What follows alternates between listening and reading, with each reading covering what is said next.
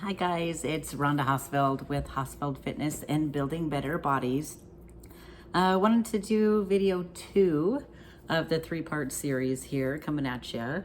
Going to go over a little bit of making tough decisions in real life situations when it comes to going to parties, eating out. Going into the holidays, it's going to be tough. Going into fall, all of the pumpkin spice, everything pumpkin right now. I am off of my contest prep, so the floodgates have opened, and I have found myself into quite a few situations where I need to be smart about my food. Just because I was able to achieve success on my side doesn't mean that I can stray away and get too far from stage goal, or come next prep it's going to be very difficult. My body typically likes to stay about 130, 135, and it will do everything in its power to get there. So it lets me know when I'm hungry, how much I need to eat, when I need to eat, regardless of if I just ate. So getting from stage weight of 117 to 135 happens very quickly for me. Because of the foods that my body wants. And my body definitely knows where it needs to be, and I'm comfortable there. I'm comfortable building at 135 in order to gain size for continued success. So with that being said, I know I previously had mentioned that I like chips and salsa. I definitely have had a couple of baskets of chips and salsa since I got off stage. So I don't know how many, but that's my guilty pleasure. So as long as I keep track of that and I make substitutes within my day to allow that Saturday nights when I go out with my husband, I'm okay with that. Ultimately, when it comes to making choices for yourself, you kind of have to figure out what is going to be your give and take. Coming up into, again, the holiday times, we do need to prepare. You can still keep on your macro diet. Just take your food with you if you need to. If you're going out to a party and you're really close to stage, you definitely need to prepare. If you are not going to stage and you're just trying to set a goal, you don't have to go all gung-ho and be so strict that you are unhappy at the party to where everyone notices that you're unhappy. It's not going to make it easy at all on yourself, nor your spouse or your friends, and they probably won't invite you over again if they see you like that more than once. Once they can forgive you because they're a little understanding. After that, they kind of shy away from it. Let's have poker night, but let's not invite Rhonda because she can get a little crabby when she doesn't have her food with her and she sees all the goodies and she can't partake. I have been there, unfortunately. So I have decided to make sure that I don't put myself or my husband in that situation so we can actually have friends and be social. When you do go out to a restaurant, there are a couple of options. Grilled chicken, obviously, chicken is always the go-to. If you're going to, let's say, Whataburger, you can do grilled chicken. They will wrap it in lettuce for you. I believe Chick-fil-A will also do the same thing. If you're going to a Mexican restaurant, you can do chicken fajitas with veggies. You can avoid the chips and salsa if you want. You can have a few chips and salsa depending on where you are in your macros.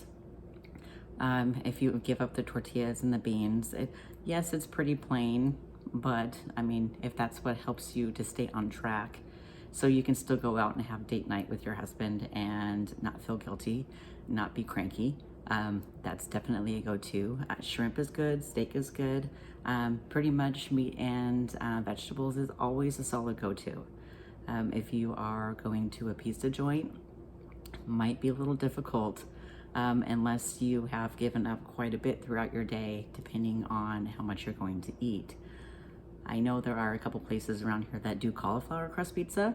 That's really good, but you still want to make sure you only have a slice or two because it can be just as fattening as having the regular pizza crust.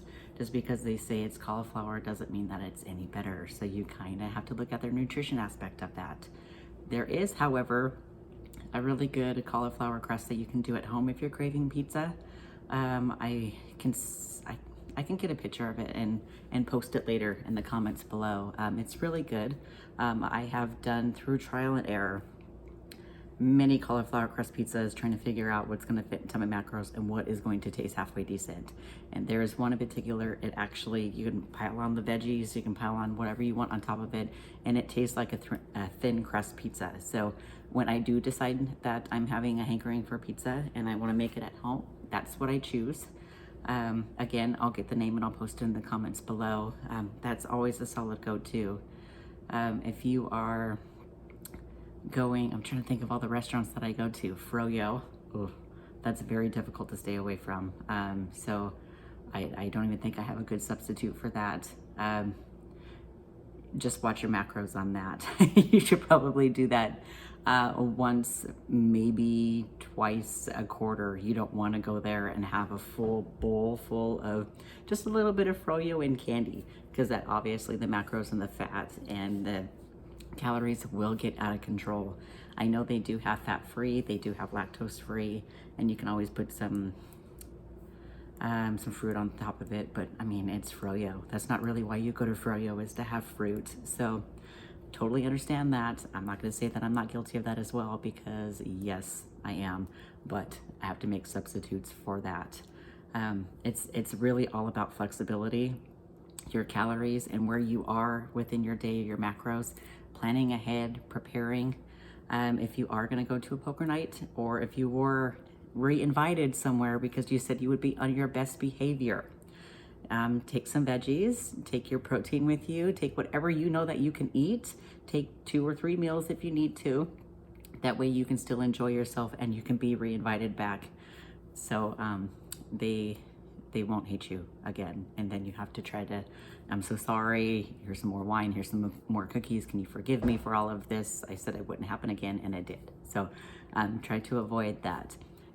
I'm sure when you go to celebrations, they're going to have little desserts and goodies and charcuterie boards with the meats and the cheeses, which are good too. You just have to watch your fats there, because the charcuterie board is very high fat. So if you're on a limited fat, it's going to be difficult. If you are more keto, I think that's a little more forgiving, but then you just have to watch the crackers that go with it, because there's obviously going to be carbs with that. And on keto, you're more high protein, high fat, and less carbs.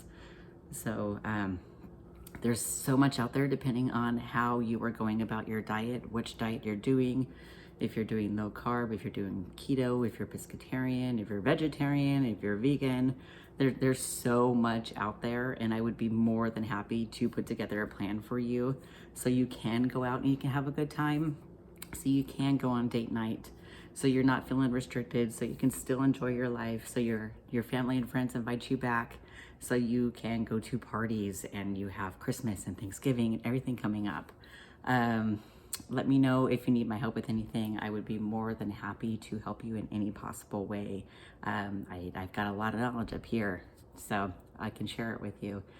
If any of this, that my sputter has made any sense to you and you would like to know more, let me know. Comment below, and I would be more than happy to help you out. Thanks, guys.